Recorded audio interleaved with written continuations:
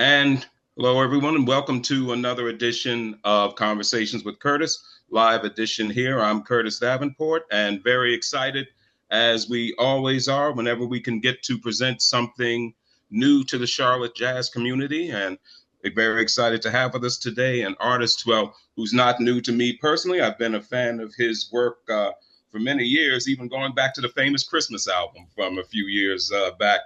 But glad to have here to sit down with us in person Etienne Charles, outstanding trumpet player and really a musical giant who refuses to let boundaries keep him in a place. So, Brother Charles, good to sit down with you again. How are you today, sir?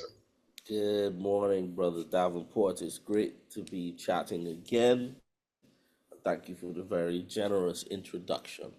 Well, I can't help but tell the truth, man, from at least from my perspective. So, as you're coming here, this is going to be your debut with us here in the jazz room. And I know it's in support of a very interesting new project that you have coming up, Gullah Roots, which I believe is going to be available to the public in August. Is that correct? It actually comes out on the 20th of June. Oh, okay. That's even better. That's even better, man, because that was one of my disappointments here as I was thinking, man, we got to wait, about, 6 weeks or so to be able to, purchase and have it. So that's even better that we're having it come out then. So I just want to talk a little bit about introducing our Charlotte audience to you and your musical journey. I know you've done quite a few things over the years. I recall when you first came on the scene in the early 2000s, a lot of people looked at you as just another extension of Wynton and everything that he did, but you refused to be placed into that musical box. Now, before we even get to what's going on with Gullah Roots, can you talk a little bit about your musical journey and what has influenced you along the way? Well, I grew up in Trinidad and Tobago, so my Hmm. musical influences started there and they were very, very eclectic, right? So Trinidad is the land of the steel pan, is where it was born. And so Hmm. I grew up with a lot of steel pan music, a lot of calypso music, all these different songs of the Caribbean, Bob Marley's reggae. Yeah. Of course, the 1980s was, the complete dominance of Stevie Wonder, Michael Yes. Jackson, and my parents, my dad was a DJ, so of course Hmm. they threw in, Earth, Wind and Fire, Chuck Mangione, all of those different sounds were very prevalent in my head growing up as a child. And so when I got into jazz way later in the game, I was listening to people like Monty Alexander and then Hmm. David Sanchez, and so I was always listening to jazz with more of a Caribbean tip. And then I moved to Tallahassee, Florida, to go to Florida State University, where I studied with Leon Anderson, Rodney Jordan, Scotty Barnhart, Marcus Roberts, Bill Kennedy, Phil Peterson, and Bill Gable, and Marcus taught me about putting Hmm. yourself into your music. Leon and Rodney heavily exposed me to what it means to be a musician in the South. Right. Tapping into the blues, tapping into the gospel sound, really hard swing. Big beats, and all of that kind of came together to become my sound. Hmm. Okay. Yeah. And I notice a lot of projects prior to this one have kind of had that Creole title. We've had Creole Soul and different ones, and you had the excellent recent project with your Creole big band and whatnot. So, if we can talk a little bit about what really in that part of the music, why did we have an emphasis for a while on Creole, as it were? I mean, for me, the word Creole is one. It's a word that unites us because Hmm. Creole means born in a new world, and so many times the powers that be try to figure out all these different ways to separate us, cut us up into these little boxes. As they actually try to cut us up into the smallest groups possible. And Right. so basically what happens is, like, how do we break out of that? Well, the way to break out of that is to really reunite. And so for me, that word Creole really unites. It unites the sound. It unites the Pan American experience. It unites the Black in the Americas experience. And so that's why I really channel that word. You know, a lot of people think that word refers to New Orleans or to Louisiana or to Haiti Mm-hmm. or to this, that, and the other. You know, people in South America think it refers to specific parts like in Venezuela or Peru, but Right. everywhere you go, there's a different word, term that is referred to. But the original term for Creole just meant born in the New World, and so that's my definition of it. It's a New World sound. We're all here on this side of the planet. We all came Right. for some reason, whether we were brought here on ships, in shackles or not, whether we came to work indentured or not, whether we came here in search of a better life or not. But at the end of the day, we're all here. And for me, that's the concept of Creole. And so, but yeah, at the core for me of Creole music is a groove. Because when Okay. you have a groove, you have a starting point. You have a way for people to kind of feel the music with a basis happening. You know, there's something that they immediately can connect with, even if it's something that they may not be familiar with. It's something they can feel. So it's like you walk into a restaurant and you smell a familiar smell, Oh yeah. but you don't know what's on the menu. Oh That's yeah. basically the idea. Oh yeah. Well, I gotta say, what you've been cooking up of late, especially with this Gullah Roots project, it smells very good, brother. So let's spend a little time talking about Gullah Roots and how that all came about. If you wouldn't mind talking about what inspired you, or what is the origin of this marvelous project? So I started traveling to the Low Country in Hmm. 2008. Okay. My first trip to South Carolina was I went to Aiken in 2008, but then later in that year I went to Charleston to do Piccolo Spoleto Festival. Okay. And it was brought there by a great musician named Quentin Baxter, who I Yes. had met at Atlanta Jazz Festival in 2006. And Hmm. when he met, he was like, "Man, you gotta come to Charleston. You have to come to Charleston." So we finally were able to hook it up. Did Piccolo Spoleto. You know, I got to Charleston. I immediately felt this very strange connection to the Caribbean. It's something I felt a couple times in my life. I remember the first time I landed in West Africa in Mm. 2007. The first time I landed, believe it or not, in Paris in 2004. The first time I Okay. landed in New Orleans in 2004, the same year. And the first time I got to Charles, I had that same feeling. It's like, wait, like something similar to me. And so, you know, I started playing music a lot with Q. Started to learn about the Gullah traditions, the Gullah music. And then I got my first commission from an organization called Jazz Artists of Charleston, which is now known as Charleston Jazz. Okay. And it was a commission for the Charleston Jazz Orchestra to premiere a piece. It was I got commissioned to write a piece called Holy City. Well, I called it Holy City. They wanted me to write a piece about Charleston. So I started doing Hmm. some studying on the indigenous people, um, on when the blacks, the Africans started coming. You know, the fact that it was one of the first British permanent colonies in the Americas. And so, you know, I wrote this piece. It's actually on my previous album, Creole Orchestra. It's the tune Yes. Holy City. And so that was the beginning of this continued exploration into the Low Country and learning about why there's so many similarities between the Low Country and my homeland of Trinidad. Mm. Continued to dig.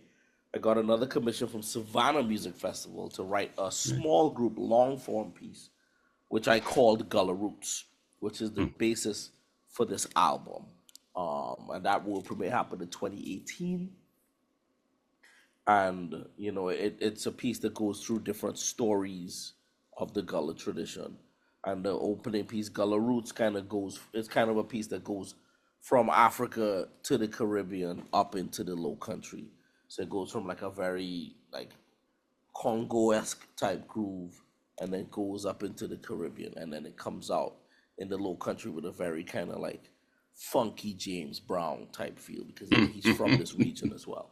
Um, and Right. so that was the basis for the project. You know, one of the main links that I learned about through this research is that during the institution of enslavement, there was a lot of trade happening between specifically Charleston and the English Antilles, Hmm. specifically Nevis. Was a town called Charlestown. You have Charlestown, Nevis, and you have Charlestown, South Carolina. And also Bridgetown, Barbados, there was some significant trade, especially the earliest formations of Charleston. And then in 1812, after the War of 1812, Gullah loyalists had, some of them had fought with the British against the Hmm. Americans, and their reward for their loyalty in that victory was free land in two places: Halifax, Nova Scotia, and Trinidad. So right Hmm. there was the aha moment where I realized Hmm. that Gullah people had been coming to Trinidad, documented since right after the War of 1812. So that was my ding ding moment. And then learning that Hmm. a lot of our traditions that we have in Trinidad, a good bit of them come from Gullah traditions. Oh, okay. So that was really when I was like, okay, this is a project I have to do. Yeah, well, and it sounds, I mean, I've just heard little bits and pieces from the EPK and other things, but it just sounds fascinating. It immediately drew me in, and I'm looking so forward to next weekend hearing it all. Just let me ask, can we expect to hear the entire Gullah Roots suite when you're here in Charlotte next week? We're gonna play the whole piece, All right. every movement. So, and actually, what became the album, I added two pieces from the original long form work that I premiered in Savannah. So I Okay. added a piece called Weeping Time, and I needed to have an actual Gullah song on the album. It Right. couldn't just be all original music. So I did an arrangement of the classic Kumbaya. Oh, okay. Yes, which fits right into everything else that's being done. So let me ask you, know we just got a few minutes left, but who is going to be joining you? Who are the musicians who are going to join you here in Charlotte? Oh, the band is smoking. Well, of course, Quentin Baxter is joining us on Yes. percussion. Arvel Nakundi is playing drums. And Okay. with this project, I mentioned the percussion first because Gullah music is so much about the rhythm, right? Yes. On bass is um is Reggie Sullivan, Okay. Yeah. great bass player from, Yes, he I believe he's is. from Columbia, South Carolina. Hmm. And then on piano is Axel Tosca, who's from Havana, Cuba. Uh, on guitar is my longtime partner in crime, Alex Wentz. Okay. And Yeah. then on saxophone, bass clarinet, on woodwinds is the great Marcus Strickland. Yeah. All So right, it's man. an incredible band. So we're looking forward to getting to really flesh this music out. We've been playing it live. We just did it at Spoleto Festival last week, and we Okay. also did it in Miami at WDNA's studio. And Okay. it's taken up a new shape now that we've started to play and like stretch, and so it's gonna be fun to really get to flesh it out. Yeah, and we're looking forward to hearing it and having you here and having you be a part of the experience in the jazz room. Now, one thing I do ask at the end of all of our artists, I ask this question since our main mission here at JazzArts Charlotte is jazz education, and we have a great deal of young people who go through our educational programs, and they're always looking, as they're at, most of them are at middle school or high school age, some of them planning professional careers. We're always looking for some piece of advice or word of wisdom from someone such as yourself who has been in the business a long time. So, if you could think of some advice that you would give to younger musicians just starting out, can you think of something that you might say? I mean, I would say I would think of four things. Okay, The go ahead. first one is really the first two, but it's know your instrument and know your history, Hmm. right? Those two are really important, right? And like a subset of that is also know the history of the instrument and the history of the music that you're playing, right? That's something that I learned Okay. from Terrence Blanchard. Like know your Yes. instrument, know the history.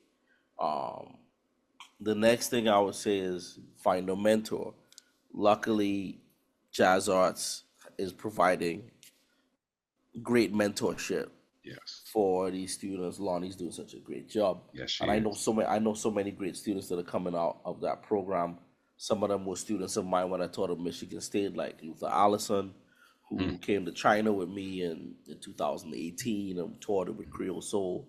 Uh, Also, Aaron Stornayulo, Yeah. who was my student at University of Miami. I think he just graduated. He played with Yes, me he in did. London. Mhm. My Creole Orchestra premiere debut in London. So for us on the ground, for us on the scene on the road, Mhm. we always find out about these these hot spots where jazz is being taught really well. You see it throughout the history of this music, right? So like talk about the earliest hotspot, of course, for me is the Caribbean, because like Yeah. all these cats went to New Orleans from the Caribbean, right? And then of course New Orleans became a hotspot. Then after New Orleans, you have the hotspots in like East St. Louis and Chicago, right? And then you have Mm. hotspots like Pittsburgh, Chicago, Detroit, Mhm. where you see these great teachers coming up. And you could go down a long list of places where people came up under these great mentors. Of course, New York City. And Yeah. now, the modern times you see in places like Houston, Texas, with like the Jason Morans and the Robert Glaspers and the Beyonce Mm. Knowles, and you go down. And then Dallas, Texas, with the Nora Jones and the Roy Hargrove. And they all come out of these great schools. And so now we're seeing it with Charlotte, and that's why I have to give Jazz Arts credit. So finding a mentor is the next one on the list.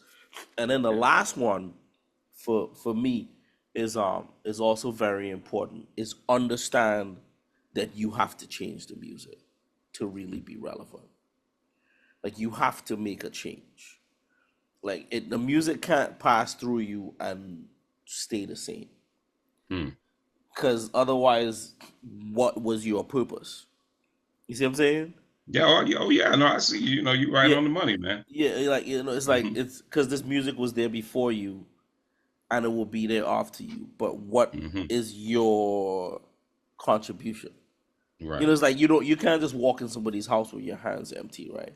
So the Yeah. music, Yeah. the music's the house. Like, what do you bring into the table? So, and sometimes that's hard, especially because a lot of times the way jazz is taught a lot of like just emulate, regurgitate, and go to sleep, as opposed to Hmm. Clark Terry's method, which is imitate, assimilate, innovate. Hmm. Those are three very important words that I live by. I was lucky enough to get to know Clark. I met him when I was a freshman in college, Hmm. and he was a mentor until he passed away. Yeah. And so I think those are broad enough to give students enough to still be able to use their imagination. Because I think Yeah. that's a very important tool in this music. Oh, well said. Especially I think of Brother Clark Terry. I used to say about him that before, because I grew up in New York, so there was Jazzmobile, but before there Yeah. was Jazzmobile, there was Clark Terry, Yep. and he was doing it. Yep.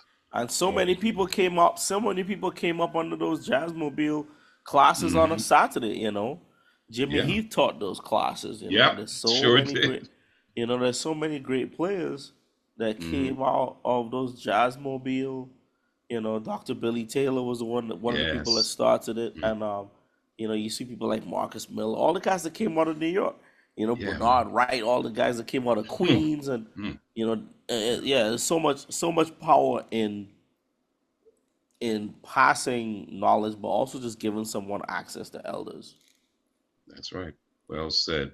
Well, I know we are time limited, so I will wrap things up here in a few minutes. But I just want to tell everybody who's watching this, if you are seeing this before next weekend, get your tickets for the Jazz Room. We have two shows. Friday night, we're 6 and 8:15. Saturday, 7 and 9:15. We have Etienne Charles, Gullah Roots, the Gullah Roots Suite. He is bringing a killer band with him, and you're not going to want to miss this. If you miss it, you will regret it. And then after that, make sure when this music is available that you just don't stream it, you buy it.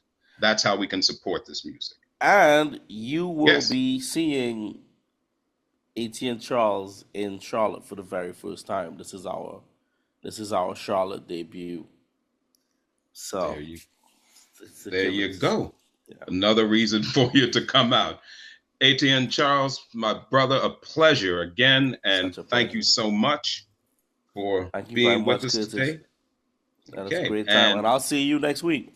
yes, you will, brother. And I hope to see all y'all out there next week at the Jazz Room. Once again, pick up your tickets. Go to thejazzarts.org or to the Blumenthal box office to make sure that you get those tickets. So until the next time, once again, this is Curtis Davenport and Conversations with Curtis. God bless you. Keep swinging. We'll see you next time.